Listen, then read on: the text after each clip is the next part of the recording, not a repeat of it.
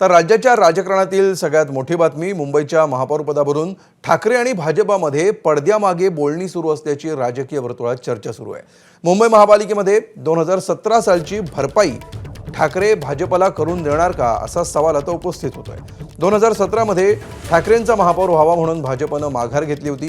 त्याची भरपाई करण्यासाठी महापौर निवडीवेळी ठाकरेंचे नगरसेवक गैरहजर राहणार असल्याची चर्चा आहे। तसंच 2017 सारखीच रणनीती आताही असल्याची राजकीय वर्तुळात चर्चा आहे। 2017 मध्ये भाजपने ठाकरेंच्या शिवसेनेसोबत सत्तेत सहभागी होणार नसल्याची भूमिका घेत पहारेकर यांची भूमिका घेतली होती। त्यावेळी भाजपने विरोधी पक्षनेतेपद न घेतल्यामुळे ते काँग्रेसच्या वाट्याला गेलं होतं। अशातच आता महापौर पदाच्या निवडीवेळी ठाकरेंचे नगरसेवक गैरहजर राहिले तर निवडणूक बिनविरोध होऊ शकते।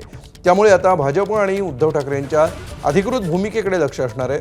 मात्र एकीकडे ही चर्चा रंगली असतानाच उद्धव ठाकरेंनी ही चर्चा फेटाळून लावली आहे। मुख्यमंत्री फडणवीसांसोबत उद्धव ठाकरेंची चर्चा झालेली नाही असं स्पष्टीकरण ठाकरेंच्या शिवसेनेकडून देण्यात आलंय।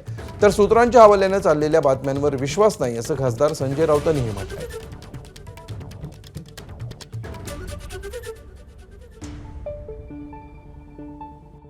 रावसाहेब, आताच्या घडीची एक मोठी बातमी आहे, देवाभाऊंसोबत उद्धव ठाकरेंची चर्चा झाल्याचं सूत्रांकडून कळतंय। नाही, या सूत्रांमध्ये आम्ही विश्वास ठेवत नाही।